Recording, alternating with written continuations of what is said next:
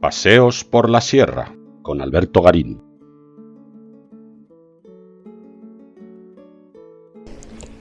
Esta es la historia de José Antonio Pascual Escolar. Una historia que comienza en Pinarnegrillo, una localidad, una treintena al norte de kilómetros de la ciudad de Segovia. Y una historia de un artista de Pinarnegrillo, que hace 50 años se encontró cautivado por una creatividad que necesitaba expresar y que 50 años después ha logrado reunir en un singular museo que ha establecido en su pueblo natal, en Pinarnegrillo, un museo llamado Querer es Poder, porque un día decidió que quería ser artista, se puso manos a la obra y demostró que podía serlo. Estamos a comienzos de los 1970. José Antonio está en Madrid, donde piensa instalarse, pero de repente algo parecido a una revelación le invita a regresar a su pueblo, a Pinarnegrillo, a trabajar con su familia, sobre todo con las ovejas, y al mismo tiempo a llevar a cabo sus creaciones artísticas, las que hoy exhibe en su museo, que en realidad es la vieja cuadra donde su padre guardaba las ovejas y que él ha rehabilitado por completo para exhibir sus obras de arte. A ver, yo no es que quisiera, es que era algo que necesitabas hacer, algo que tenías en tu mente, estás pensando en ello y dices, bueno, pues voy a intentar a ver si me sale. Y al final, pues bueno, me salía, luego de una cosa vas a otra. O sea, no es que digamos que tú pienses en ello, te surge la idea un día y ese día dices, joder, pues voy a hacerlo. Luego cuando ibas por ahí, me ha gustado ir a museos, a sitios, siempre digamos que te estimula y te hace pensar en hacer algo. El punto de partida no era sencillo. José no tenía formación artística y lo que ha ido haciendo a lo largo de estos años es, de forma autodidacta, no solamente aprender a expresar las historias que le rondaban en la cabeza, esas que, como él comenta, a veces no le permiten dormir hasta que tiene claro qué es lo que nos quiere contar, sino que también tuvo que aprender las técnicas para poder llevar a cabo la expresión de esas historias. Unas técnicas en las que no ha temido entrar en los terrenos más complejos, desde la pintura inicial, pasando por la escultura del barro o del cemento, llegando a la metalurgia. José se ha atrevido con todo,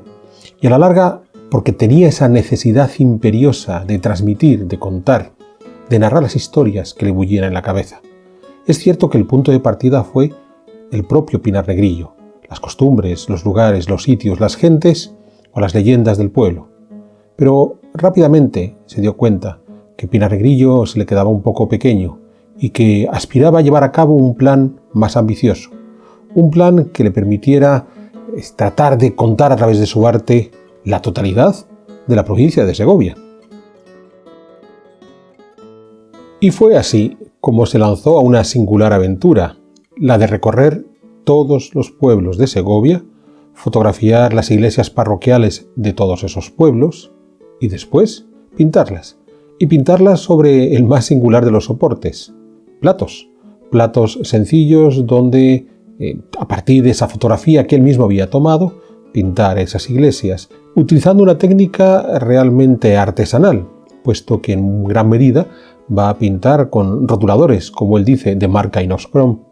Una pintura inicial que para consolidarla la cocía dentro del microondas familiar y aún le daba una segunda vuelta cuando colocaba un esmalte transparente por encima y de nuevo volvía a colocar los platos al interior del microondas para consolidar ese esmalte. Como vemos, todo de una forma realmente muy artesanal, muy ensayo y error hasta ver cómo podía conseguir el acabado más atractivo.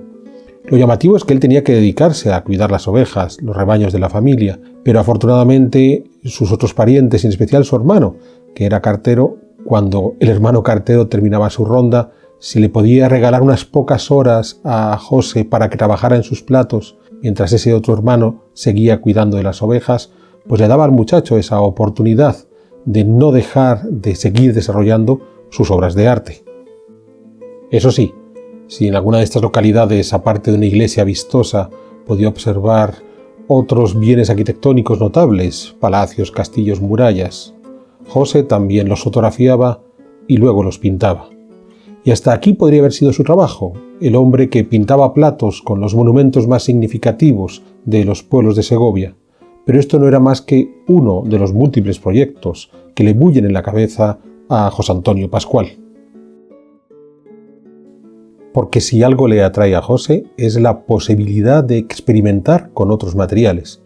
Así, tiene una singular colección de objetos marinos, barcos y peces hechos con astas de toro, es decir, con los cuernos, que ha ido cortando, cercenando, organizando de tal manera que podía llevar a cabo la construcción de estos diseños, que nos pueden parecer más o menos atractivos, pero donde de nuevo José nos muestra ese derroche de creatividad y de imaginación al que no puede poner freno y que necesita expresar una y otra vez hasta conseguir obras con las que se encuentre satisfecho.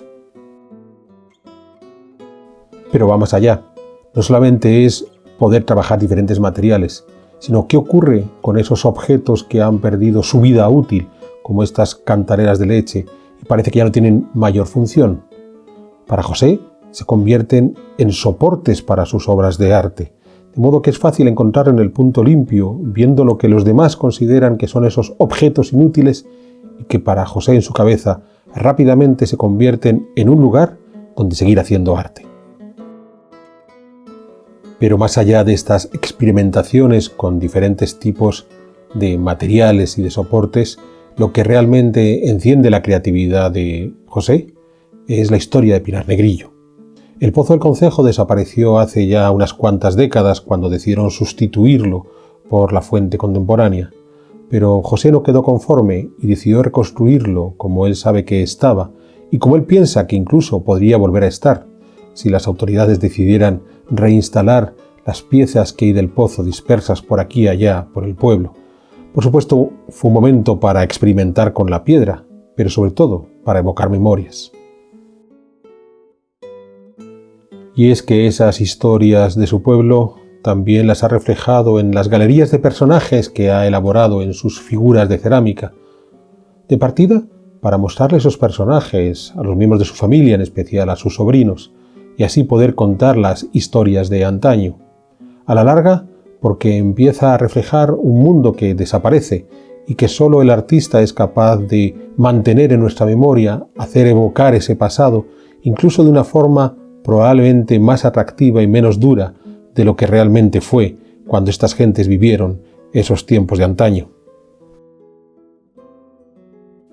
Aunque ese rostro amable de las terracotas se convierte en una historia mucho más dura con otro material con el que he investigado José, que es el hierro y en esencia los clavos herrumbrosos que fue recogiendo aquí y allá cuando la gente los iba abandonando, como parte de un mueble o sencillamente como el desecho de una obra. Personalmente considero que son estas historias narradas a través de este material tan aparentemente inútil como son clavos oxidados, las que muestran el mejor derroche de creatividad de José y al mismo tiempo las que nos cuentan de una forma más patente cómo fue la historia de este pueblo de Pinar Negrillo en las décadas pasadas.